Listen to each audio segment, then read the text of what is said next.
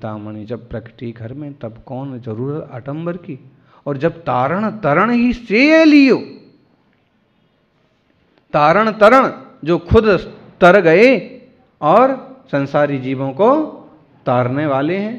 जब तारण तरण ही से लियो, जब तारण तरण जिनेंद्र भगवान की सेवा करने लगा हूं, परवाह करे को जब्बर की। जब्बर समझ में आया?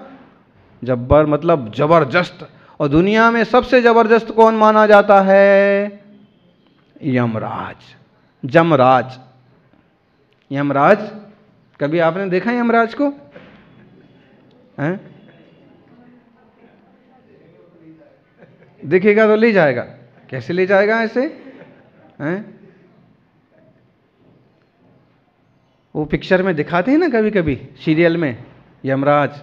और एक ऐड भी आती थी यमराज, और उसको यमराज को टॉफी दी कि इतना खुश हो गया कि उसने उसकी जान बख्श दी। वाह! तो ये जो दिखाते हैं या जो बोलते हैं, ऐसा यमराज नहीं। यमराज का तात्पर्य है एक तरह से आयु का पूरा होना। अब आयु पूरी हो गई तो कोई लेने आओ ना आओ, वो तो पूरा हो गया उसका आयुष्य, उसका कर्म पूरा हो गया, नया आयु उदय में आया, उस पर्याय में जाएगा। फिर भी एक मान्यता है कि यमराज होते हैं।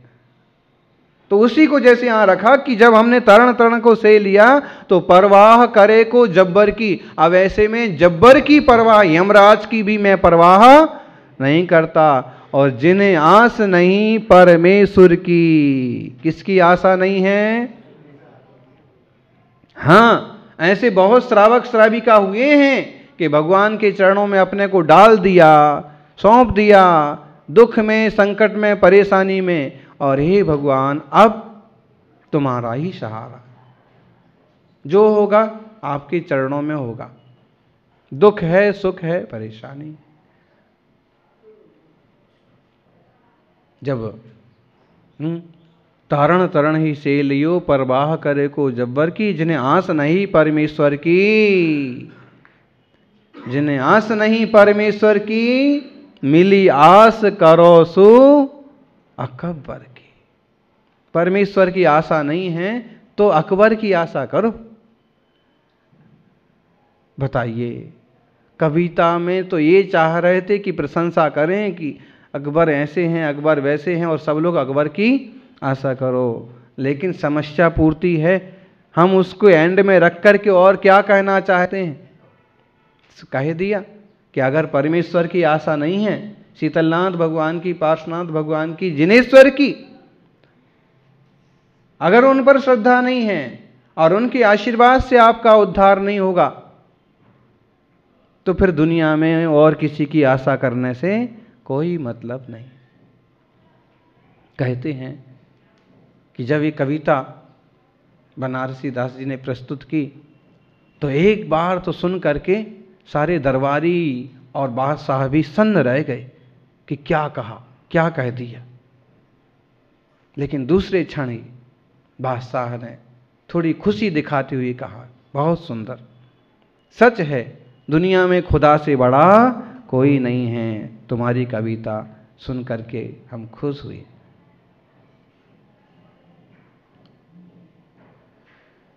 भगवान से बड़ा और कौन है? और उसमें भी वितरागी जिनेश्वर। खुदा का मतलब समझ में आया ना? खुदा मतलब, खुदा मीन्स परमेश्वर। इसको हम ऐसे समझो ना, खुदा मतलब खोदा हुआ। खोदा हुआ मतलब एक्यूरेट, परिपूर्ण, अब उसमें चेंज नहीं हो सकता। सिद्ध भगवान ऐसे हैं कि अब जैसे हो गए हैं वो शुद्ध हो गए हैं, अब वो खुदे हुए ही हैं, उसमें कोई परिवर्तन नहीं हो सकता, उनके स्वरूप को कोई बदल नहीं सकता। और सच में महावीर स्वामी कहते हैं, खुद में ही खुदा है। खुद ही को मिटा दे तो तू ही खुदा है। खुद ही मतलब अहंकार को मिटा दे तो तेरे भीतर ही परिपूर्णता है। कसाय बुद्धि मिट गई।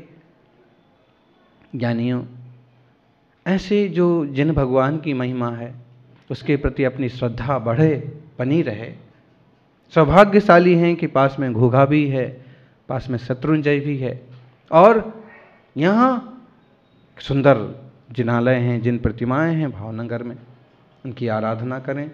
थोड़ा सा समय जिन भक्ति में ज़रूर दें, ताकि हम निज आत्मा को भी समझें और निज आत्मोपलब्धि की दिशा में एक आध कदम बढ़ाएं। ऐसी मंगल भावना। जय बोलिए 24 तीर्थंकर भगवान की। ओम नमो जिनाणम।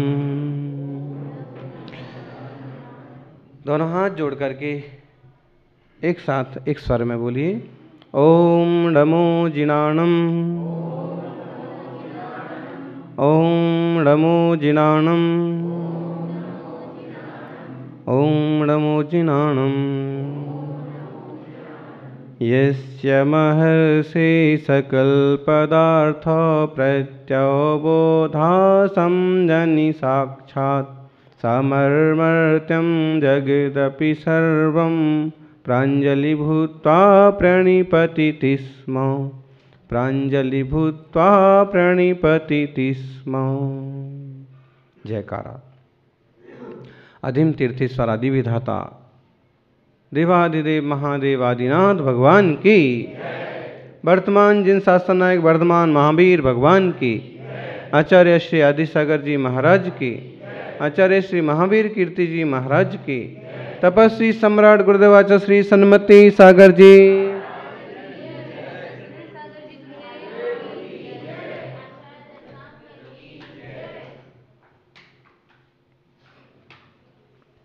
जीवन निकल गया तो जीने का ढंग आया। जीवन निकल गया तो जीने का ढंग आया। जब समा बुझ गई तो महफिल में रंग आया। मन की मशीनरी ने तब ठीक से चलना सीखा जब बूढ़े तन के हरेक पुर्जे में जंग आया। जब तक शरीर युवा रहता है तब तक नहीं सोचता है धर्म ध्यान। मन की मशीनरी ने तब ठीक से चलना सीखा जब बूढ़े तन के हरेक पुर्जे में जंग आया। गाड़ी निकल गई तब घर से चला मुसाफिर, मायूस हाथ मलता बेरंग घर आया। गाड़ी निकल गई तो अब जाने से क्या फायदा, वापस आना पड़ेगा। फुर्सत के वक्त में ना सुमरन का वक्त मांगा, उस वक्त मांगा जब वक्त तंग आया। जीवन के आखिरी समयों में याद आती है कि अब कुछ करना चाहिए। आयु ने जब हथियार डाल फेंके, यमराज फौज लेकर करने को जंग आया। जब आयु पूरी होने लगती है, सांसें पूरी होने लगती है, तब फिर होश आता है कि अब कुछ करो। सांस सांस में जिन भजो, हर एक सांस में जिनेंद्र भगवान का भजन करो। कारण जो सांस बाहर जा रही है वापस आएगी कि नहीं आएगी, इसका कोई भरोसा नहीं।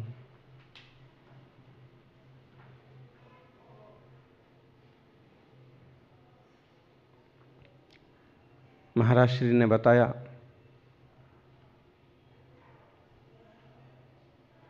गृहस्थ कहता है कि मुझे वैराग्य हो गया और मैं दीक्षा लेने जा रहा हूं। उसकी पत्नी कहती है कि तुम्हें क्या वैराग्य हो गया, तुम्हें कैसे वैराग्य हो गया? मैं महाराज जी के प्रवचन सुनता हूं, प्रवचन सुनने से वैराग्य हो गया। वास्तव में प्रवचन सुनने से ही वैराग्य होता है, लेकिन ये भी पक्का है कि सबको वैराग्य नहीं होता। आजकल तो प्रवचन सुनने के लिए चैनल्स भी आ गए, टीवी पर भी लोग खूब प्रवचन सुनते रहते हैं। और कुछ लोग तो, दादी लोग तो सुबह से लेकर शाम तक प्रवचन सुनती रहती हैं, और जिस दिन दादी प्रवचन ना सुने उस दिन वो प्रवचन देने लगती है।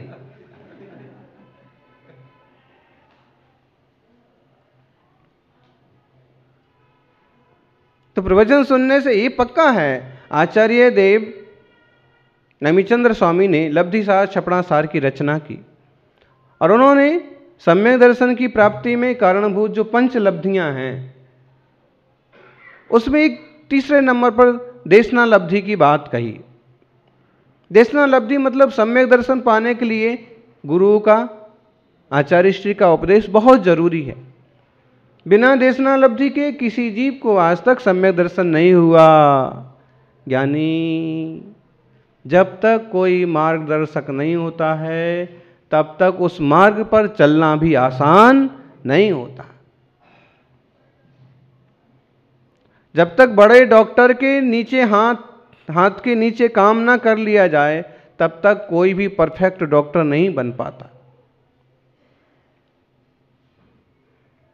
प्रैक्टिस जरूरी है। डॉक्टर और वकील जिंदगी भर प्रैक्टिस करते हैं, परफेक्ट कभी होते हैं?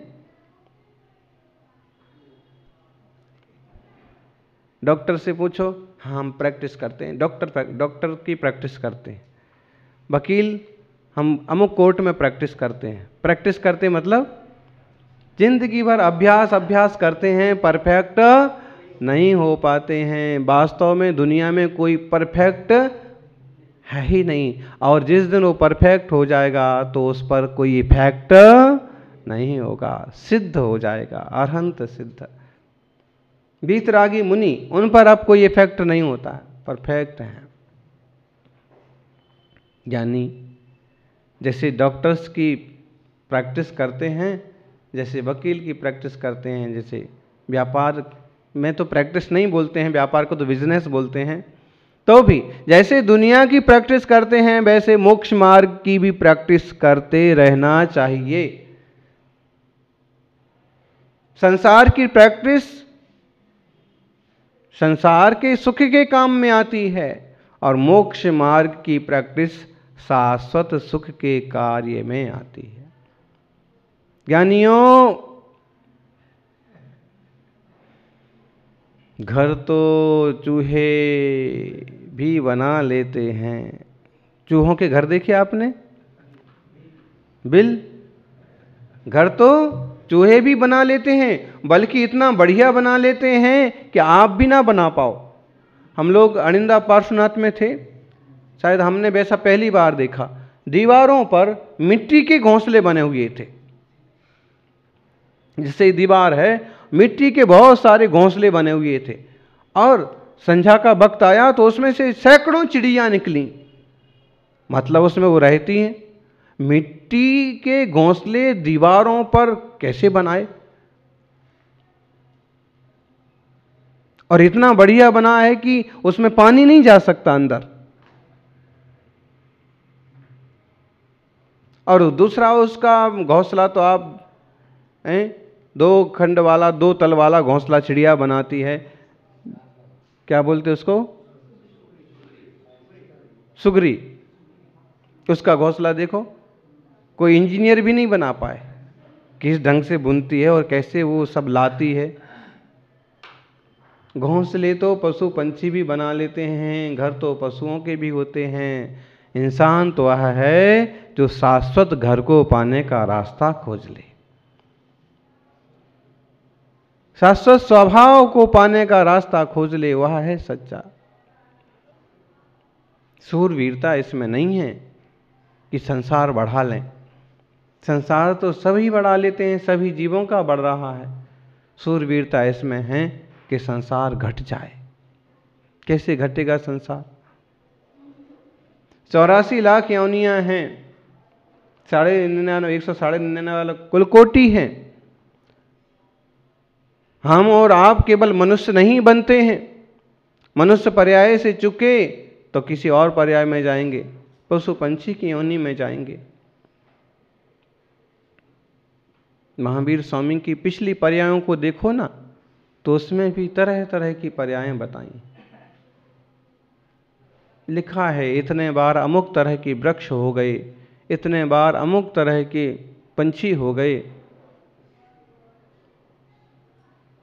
पशु योनि में भी पहुंच गए, और त्रिपृष्ठ नारायण जैसा भोग भोग करके 7वें नरक की यात्रा पर भी चले गए। किसी बड़े महापुरुष के बारे में हम ऐसा कहें कि वो नरक में गए या गए थे तो अभी दंगे हो जाएं, लेकिन महावीर स्वामी की कथा पुराण में आता ही है कि उनने ऐसे ऐसे वास्तव में सच्चाई को स्वीकार किया। इसलिए मालूम पड़ रहा है कि जीव ऐसे ऐसे योनि और गतियों में भटकता है। बने बनाए कोई भगवान नहीं होते हैं, अभी तो यह जीव पुरुषार्थ करके खुद ही भगवान बनता है। और एक बार शुद्ध हो गया, सिद्ध हो गया, तो बार बार का संसार परिभ्रमण इसको करना नहीं पड़ेगा। जितना अभ्यास हम दुनिया को बढ़ाने के लिए करते हैं, अगर उतना अपने आत्मा को बढ़ाने के लिए करें तो हमारा बेड़ा क्यों नहीं पार हो।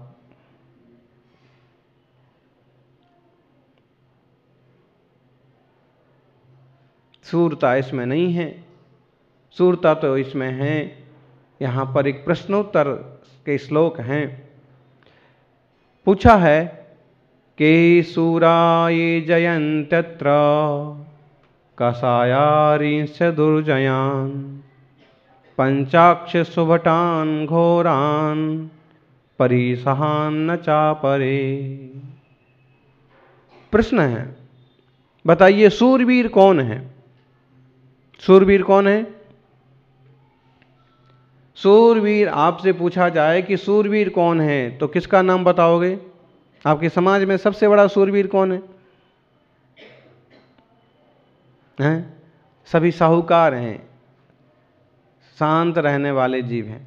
वरना सूरवीर किसे कहेंगे आप? जो किसी का सिर फोड़ दे, किसी की टांग तोड़ दे, गुंडागिर्दी करे, ऐसे ही कहते ना दुनिया में। तो लोक में भैया ये बड़े डॉन हैं, दादा है, गुंडा है, बदमाश है, उसको ही सूर मानते हैं लोक में, गांवों में। लेकिन यहां कहा है के सूरा ए जयन तत्र कसायारींश दुर्जयान। जो दुर्जय कसाय रूपी शत्रुओं को जीते वह सूर है। महाराज जी हमें गुस्सा बहुत आता है, गुस्सा बहुत आता है, इसको रोकने का क्या इलाज है बताएंगे?